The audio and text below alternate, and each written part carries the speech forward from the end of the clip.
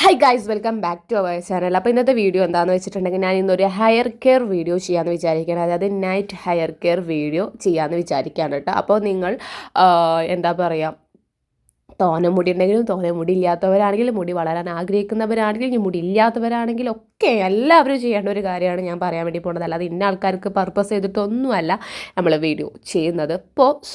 അപ്പോൾ നമ്മൾ എന്താ ചെയ്തിട്ടുണ്ടെങ്കിൽ ആദ്യം തന്നെ നമ്മുടെ ഹെയർ ഒന്ന് ചിക്ക് ചടകളൊക്കെ ഉണ്ടെങ്കിൽ ഒന്ന് അത് വൃത്തിയാക്കുക.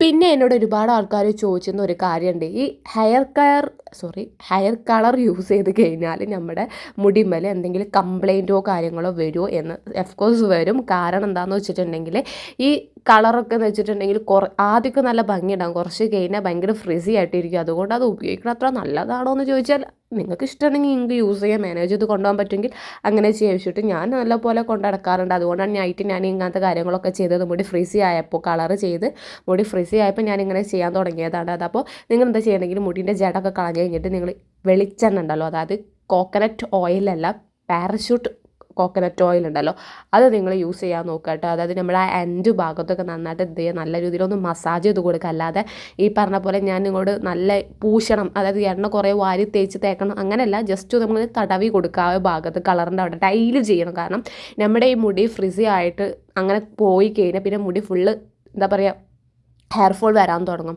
എനിക്കതുവരെ ഉണ്ടായിട്ടില്ല, കാരണം ഞാൻ ഇങ്ങനത്തെ സംഭവങ്ങൾ ചെയ്യുന്നത് കൊണ്ട് എനിക്കിപ്പോൾ വരുന്നില്ല. പക്ഷെ മുടി ഫ്രിസിയാണ്, അത് ഞാൻ പറഞ്ഞല്ലോ, ഫ്രിസി ആയിട്ട് കിടക്കുകയാണ്. കാരണം മുടി കളർ ചെയ്തിട്ട് ഇപ്പോൾ 1 year ആയി. സോ അതുകൊണ്ട് തന്നെ 8 മാസമൊക്കെ ആയിട്ടുണ്ടാവും. 8 മാസമായി. പക്ഷേ ലാസ്റ്റ് ആ ഒരു മാസത്തിൽ എൻ്റെ മുടി ഫ്രിസി ആവാൻ തുടങ്ങി.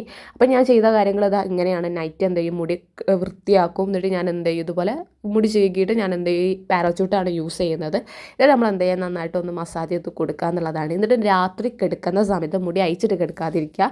ആ എൻഡ് ഭാഗത്തുണ്ടല്ലോ, അവിടെ നമ്മൾ എന്ത് ചെയ്യും, വട്ടക്കെട്ട് കെട്ടി കൊടുക്കുക. അല്ലാതെ ഫുള്ള് വട്ടക്കെട്ട് കെട്ടി കൊടുക്കരുത്. അങ്ങനെ വട്ടക്കെട്ട് കെട്ടി കൊടുത്ത് കഴിഞ്ഞാൽ മെസ്സി ബൺ ചെയ്യരുത്. കാരണം അങ്ങനെ ചെയ്ത് കഴിഞ്ഞാൽ നമ്മുടെ മുടി ഫുള്ള് ചുരുണ്ട് പോകും. കാരണം കുറേ ആൾക്കാർക്ക് മുടി ഇങ്ങനെ ചുരുണ്ട് പോകുന്നത് ഇഷ്ടമാവില്ല. അപ്പോൾ എൻ്റെ ഭാഗത്ത് അങ്ങനെ ചെയ്യുക, അതുകൊണ്ട് കുഴപ്പമില്ല. സോ ഇങ്ങനെയാണ് ചെയ്യേണ്ടത്. ഇങ്ങനെ ചെയ്തിട്ട് നിങ്ങൾ കിടന്നുറങ്ങുക. അതാകുമ്പോൾ നിങ്ങൾക്ക് ബുദ്ധിമുട്ടോ കാര്യങ്ങൾ ഉണ്ടാവില്ല. സോ ഒട്ടുമുടി ഇല്ലാത്തവരാണെങ്കിൽ കുഴപ്പമില്ല, നിങ്ങൾ എങ്ങനെയാണോ കെട്ടിയിടാറ് അങ്ങനെ ചെയ്യുക. പക്ഷേ ഞാൻ ഈ നേരത്തെ കാണിച്ച ആ കാര്യങ്ങൾ നിങ്ങൾ ഫോളോ ചെയ്യണം. എന്നാൽ മാത്രം നിങ്ങളുടെ മുടി പെർഫെക്റ്റ് ആയിട്ട് ഇരിക്കുകയുള്ളൂ. ഫുള്ള് കെട്ടി വെക്കണം എന്നുള്ള നിർബന്ധമുള്ള കാര്യങ്ങളൊന്നും ഇല്ല കേട്ടോ. അത് ഞാൻ ഇപ്പോഴേ പറഞ്ഞത്. അപ്പോൾ നിങ്ങൾക്ക് ഇത് യൂസ്ഫുൾ ആണെന്ന് വിചാരിക്കുന്നു. അപ്പോൾ അടുത്ത നല്ല വീഡിയോ വരുന്നത് വരെ ബൈ.